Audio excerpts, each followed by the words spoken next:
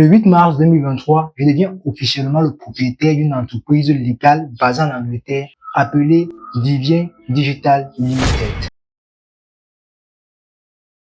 À 20 ans, j'ai fait 66 000 $ de chiffre d'affaires sur un simple business en ligne. Et aujourd'hui, je vais t'expliquer en détail comment fonctionne ce business, quelles sont les stratégies que j'ai appliquées, quelles sont les difficultés que j'ai rencontrées et surtout, qu'est-ce que j'ai fait de l'argent que j'ai gagné. Que tu sois étudiant, salarié ou que tu souhaites te lancer dans un business, cette vidéo va te donner les clés et le mindset qu'il te faut pour y arriver toi aussi. Pense à rester jusqu'à la fin parce que je vais te révéler les puissants secrets qui m'ont permis d'y arriver et les leçons à tirer de mon histoire. Si tu ne me connais pas, moi c'est Vivien Faupas. Je t'aide à gagner de l'argent en ligne grâce à mes stratégies peu connues, particulièrement dans le domaine de l'e-commerce et du marketing digital. Vous êtes prêts? Let's go! Tout a commencé au matin de janvier 2023. J'étais tranquillement en train de scroller mon fil d'actualité Facebook quand je suis tombé sur une publicité d'un certain Sad Ben. Certains parmi vous qui regardez cette vidéo ont déjà vu cette publicité au moins une fois sur Facebook. Salut, c'est Sad Ben et dans ce livre, j'ai mis tous mes secrets, tout ce qui m'a permis de quitter le salariat, d'être libre financièrement et géographiquement parce que j'ai pu le faire grâce à l'e-commerce. Un millionnaire marocain qui racontait comment il avait quitté le salariat pour se lancer dans l'e-commerce et cela avait radicalement changé sa vie. De quoi vendre le rêve? Dans sa publicité, il proposait un e-book intitulé Enfin libre qu'il vendait à 1 €. J'ai donc acheté le e-book en question et en le parcourant, il y avait un mot qui ne faisait que revenir sans cesse. Dropshipping, dropshipping, dropshipping. Le concept était simple. Vendre des produits sans stock en jouant un rôle d'intermédiaire entre les fournisseurs en Chine et les clients partout à travers le monde. Je me suis dit, mais c'est facile. L'idée d'encaisser en euros et en dollars me motivait beaucoup. Si les Européens pouvaient vivre le luxe en Europe avec la vie chère qu'il y a là-bas grâce à ce business, imaginez un peu ce que cela représentait pour moi qui vis au Cameroun. En 3 jours, j'avais déjà dévoré l'e-book tellement ça me vendait le rêve. Pour finir, j'ai décidé de me lancer en dropshipping sur le marché français. Très vite, je suis tombé sur mon tout premier obstacle, créer une boutique en ligne. Non seulement je ne savais pas coder, mais je n'avais jamais entendu parler des outils comme Shopify, qui est l'outil par excellence pour la création de boutiques en ligne dans ce business. J'ai donc décidé de me former sur YouTube pendant plusieurs jours et ensuite j'ai créé ma boutique en ligne, j'ai ajouté mes produits, j'ai copié les fiches produits de mes fournisseurs sur AliExpress. Jusque-là, tout était facile. Comme on dit chez nous au Cameroun, du pain au beurre au chocolat. Mais à ma grande surprise, une énorme difficulté est apparue. Les processeurs de paiement. Vous savez, en dropshipping, pour recevoir les paiements de vos clients, vous devez avoir Stripe et PayPal. Or, ces différents services-là ne sont pas disponibles en Afrique. Trop dur pour moi. Je suis vraiment démotivé et je pense à abandonner. À quoi ça sert de me lancer dans un business si je ne peux pas recevoir de paiement? Je voulais bien abandonner, mais un jour je me suis dit, attends, tu es en 2 doigts de devenir millionnaire et tu veux abandonner si facilement? Alors j'ai décidé de chercher des solutions alternatives à mon problème. Sur YouTube, je suis tombé sur cette vidéo qui expliquait comment recevoir les paiements Stripe et PayPal en Afrique en créant une entreprise offshore en Angleterre. Et cela semblait être la seule option. J'étais vraiment perdu. Créer une entreprise en Angleterre, je n'avais jamais pris l'avion, je n'avais même pas de passeport. J'ai alors décidé de chercher d'autres entrepreneurs comme moi basés en Afrique, mais qui ont déjà plus d'expérience dans le dropshipping et qui ont déjà commencé à encaisser des ventes. C'est comme ça que je suis entré dans plusieurs groupes Facebook qui parlaient de dropshipping. Jusqu'au jour où je suis tombé sur cette publication d'une fille qui disait être basée en Côte d'Ivoire et avoir un problème avec les paiements sur son site. Elle a ajouté à sa publication un screenshot de son dashboard Shopify où on pouvait voir très bien qu'elle avait déjà commencé à faire des ventes et à encaisser des paiements. Et dessus quoi, elle vend sur le marché français. Je décide de ce fait de la contacter pour lui demander comment elle a fait. Et là, ce fut la naissance de l'une de mes plus grandes amitiés. Je profite de l'occasion pour te souhaiter un big up à toi, mon ami ivoirien, à toute la Côte d'Ivoire, parce que je sais que tu regardes ces vidéos. Elle m'a fait comprendre qu'il fallait que je crée une entreprise offshore en Angleterre. Et avec le soutien financier de ma mère, j'ai payé 100 livres sterling, soit 80 000 francs en First Commission, qui est une entreprise de fiscalité qui crée des entreprises légales, des entreprises offshore légales en Angleterre pour des personnes résidant partout dans le monde. Je ne vous parle même pas de toute la paperasse qu'il a fallu traverser pour la création de l'entreprise offshore. Sinon, la vidéo va durer toute la journée. Le 8 mars 2023, je deviens officiellement le propriétaire d'une entreprise légale basée en Angleterre appelée Vivien Digital Limited. Il y a de cela 2 mois, j'étais en train de regarder une simple publicité sur Facebook et voilà que aujourd'hui je suis le patron d'une entreprise en Angleterre et ceci sans jamais avoir pris l'avion.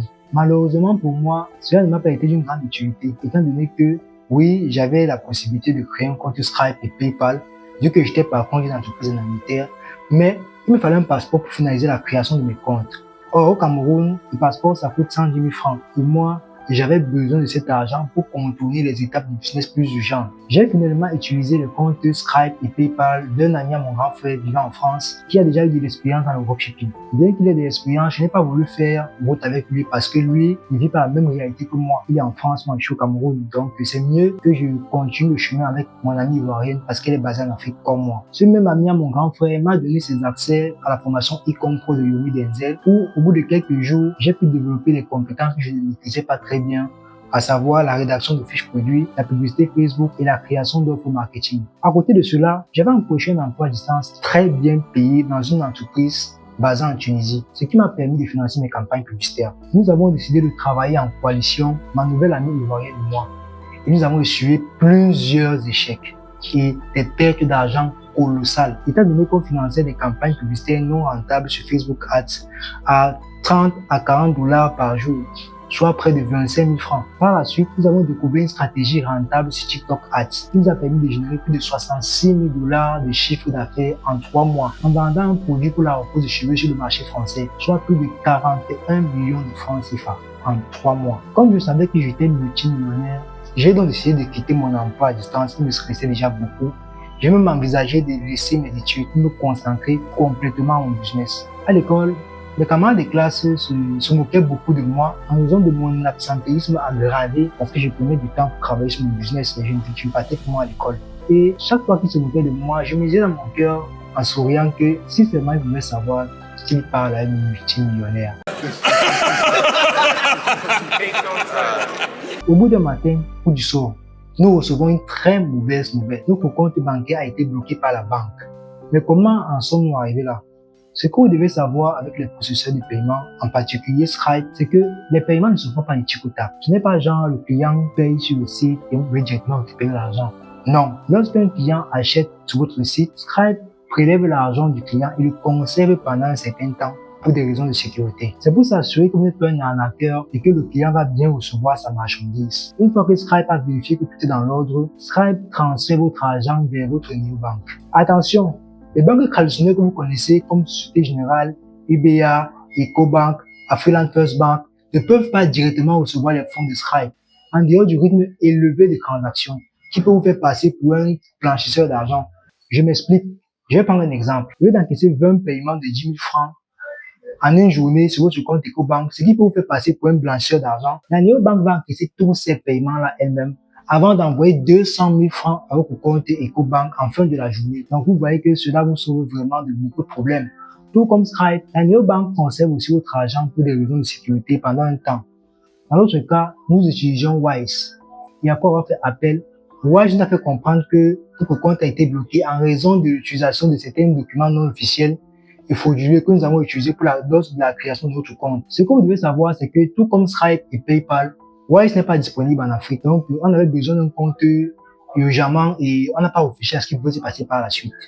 Au total, dans le dropshipping, j'ai perdu près de 800 $, soit plus de 500 000 francs CFA. Mon amie ivoirienne, quant à elle, elle a perdu beaucoup plus que ça, étant donné qu'elle gagnait déjà très bien sa vie en Côte d'Ivoire avant de se lancer dans le dropshipping. Vous savez ce qui est marrant, c'est que je ne regrette rien. Si c'est que je pouvais remonter dans le temps, je me serais encore relancé dans le dropshipping. Durant mon parcours dans ce business, j'ai réalisé à quel point j'étais très persévérant quand je voulais obtenir quelque chose. Et en plus de cela, j'ai développé plusieurs compétences qui ne m'ont peut-être pas aidé dans le dropshipping, mais qui m'aident aujourd'hui beaucoup dans ma vie professionnelle, notamment la publicité Facebook, la création d'offres marketing et la maîtrise de Shopify. J'ai monté ma propre agence de publicité et aujourd'hui, je fais de l'e-commerce en Afrique avec Shopify. Et le plus important de tous, le dropshipping m'a fait avoir une amie en or. Une vraie partenaire de business à vie. Ce genre de relation n'a pas de prix. Alors, voici les 5 leçons à retenir de mon histoire. Leçon numéro 1. Il est important de se lancer lorsqu'on voit une opportunité. Ça ne sert à rien d'attendre le financement, les partenariats ou la formation adéquate avant de te lancer. Tout viendra à toi lorsque tu seras dans l'action. Il y a un dicton qui dit « Ayez des rêves et ils se réaliseront peut-être, mais passez à l'action et ils se réaliseront forcément. » Leçon numéro 2. Aucun business est facile. Il faut avoir de la discipline, de la patience et de la constance pour pouvoir atteindre les résultats. Leçon numéro 3. Sans doute le piège dans lequel je suis tombé et où la plupart des jeunes africains tombent. Je voulais être rapidement riche. Il faut comprendre que la richesse ne se bâtit pas en une journée, ni en quelques semaines, ni en quelques mois. Mais la richesse se bâtit sur toute une vie. Il faut avoir de la patience, de la persévérance, laisser du temps à son business de prendre forme et s'y donner à fond. Leçon numéro 4. Le business que vous lancez aujourd'hui peut ne pas marcher, voire échouer, mais lorsque vous lancez ce business, vous acquérez des compétences qui peuvent vous aider dans les projets à venir. Et enfin, leçon numéro 5, même si ton business a échoué, il t'a forcément donné des relations qui te seront bénéfiques toute ta vie. Alors, si tu es arrivé jusqu'ici, je te remercie beaucoup. Si mon histoire t'inspire à te lancer ou que tu aimerais partager une expérience dans un business que tu as eu, laisse-moi un commentaire et cela me fera vraiment plaisir de te répondre. N'oublie pas de liker la vidéo et de t'abonner pour ne rien rater de mes prochaines vidéos. Je sors une vidéo sur le business en ligne chaque semaine sur cette chaîne. C'était DJ, on se capte.